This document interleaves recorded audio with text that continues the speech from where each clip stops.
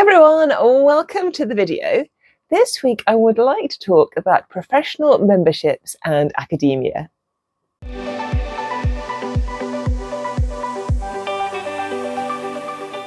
Hey, if you're new around here, welcome to the channel. I'm Caroline, I'm a lecturer based in physics and I work in a UK university. Thank you to everybody who joined the live stream on the 15th. It was so lovely to actually have a live kind of conversation.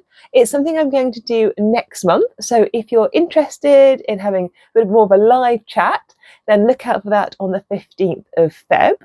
But today's video is all about professional memberships.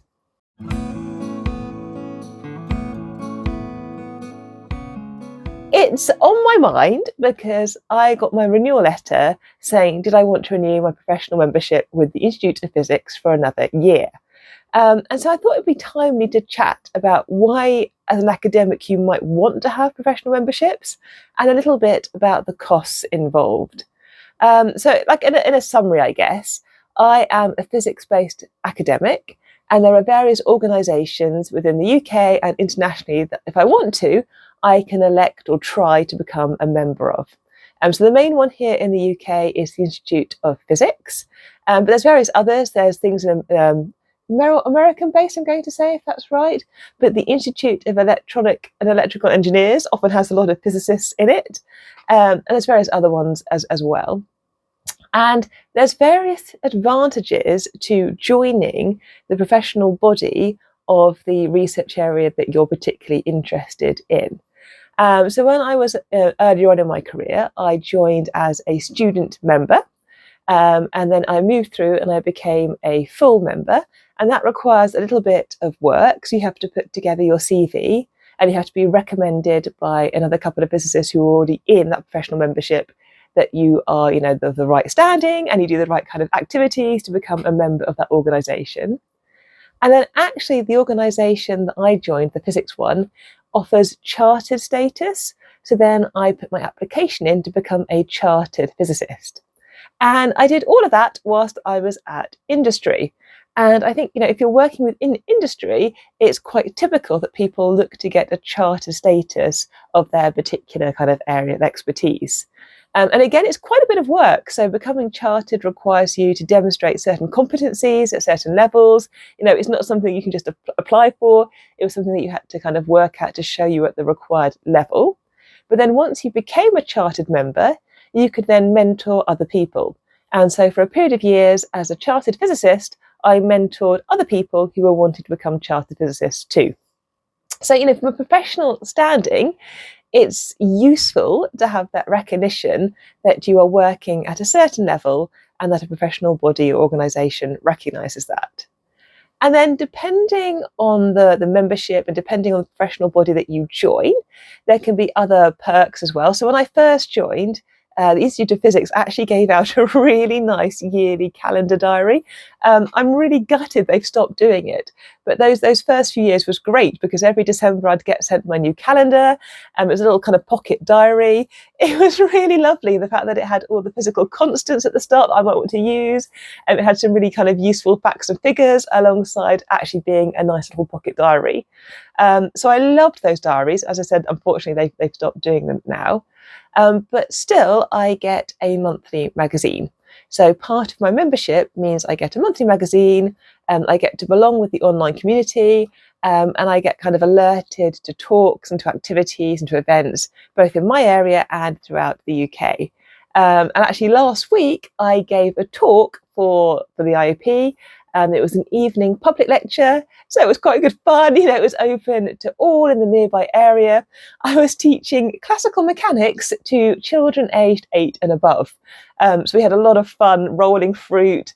I had some PhD students spinning around on various chairs and bits and pieces. It was good fun. But that was a talk kind of organised and arranged by the IOP, so by the professional body that I belong to.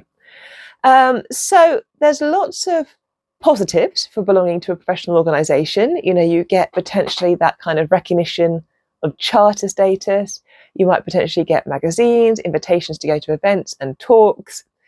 But there is a cost.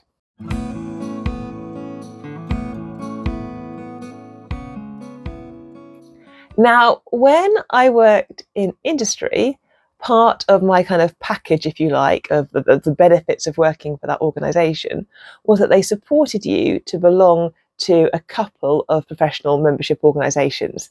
And that was really good. That meant you had the kind of the freedom to pick a couple of organisations that were aligned to your area, and that were going to be supported, therefore, by the company. Now I'm in academia, it's up to me to decide if I want to belong to these organisations, and importantly, to fund my membership if I do. And that's not something to take lightly, because these memberships aren't cheap. So depending on which organisation you join, and depending whether you want to maintain having a charter status, you could be looking at a couple of hundred, a few £100, so UK pounds I'm talking about, to belong to that particular organisation. So it is an investment. And yes, you are getting a monthly magazine. So you can think of it, a little bit of your funding as going towards having that magazine. A little bit of that funding might be going towards other researchers. So again, you could sort of think of it as contributing to the research community, because you're giving some funding that might then help others at different points in their career, through training and through workshops. And these organisations do require people to run them. You've got the membership secretaries, you've got people who actually do some of the outreach, you've got people who do some of the activities for the public. There's costs involved, but it does mean that, at least in my case, myself as the academic has to shoulder that cost. And that might not be true of every university. So I'd love to know, if you're based in a UK university, or maybe you're abroad at an international location, do you belong to professional membership bodies? And if so, are you the person who foots the cost? It definitely made me think twice about belonging to professional memberships when it was up to me to pay for it. And I've definitely rationalised how many professional bodies I belong to. I think I used to belong to 2, and now I belong to 1, because the 1 is enough in order to get the benefits. Now, sometimes professional bodies organise conferences, and sometimes it's a case that if you are a member of that professional body, you get a discounted conference rate. So I have had it with students in the past that it's advantageous for them to actually become a student member, because it gives them a cheaper rate at the conference, and actually they make their money back on their membership. In particular, sometimes you get conferences that happen at a point in the year where you can get a student membership for your students for just 6 months. So you get a reduced student membership, which means they can access a reduced conference fee, which effectively then covers the cost of being a member of that organisation. So that is something to look out for. You don't tend to get that when you're slightly more established in your career. There's not discounted student membership rates. But if you are a member of that organisation, you might get a cheaper rate for certain conferences. So there are factors at play. Personally, I think it's really good to belong to at least one professional organisation. I want to keep my charter status live. I think it's a useful thing to be able to have. Maybe in academic circles, holding that chartership isn't possibly as well known in some fields, or considered to be maybe as important in some fields. But because I straddle industry and academia, and with an industry that chartership status is very well recognised in my area, then actually having it is a useful thing to uphold. But let me know, would you pay for professional membership? Do you pay for professional membership? Or is it something that you don't find or feel or need as necessary as part of your academic career? Let me know in the comments. I'd love to hear your thoughts on the topic. And if you want to have a little live chat about it, store those comments in mind and bring them along to our chat on the 15th. I'll keep the time the same, so I do it at 1 o'clock kind of UK time, because hopefully that works for most of the people who want to tune in and join in. But yes, if you fancy live chat, join me on the 15th. If not, I hope things are going well. I am currently in full-on exam mode, marking season at the moment. So lots of marking to be done, lots of mark checking and uploading of things.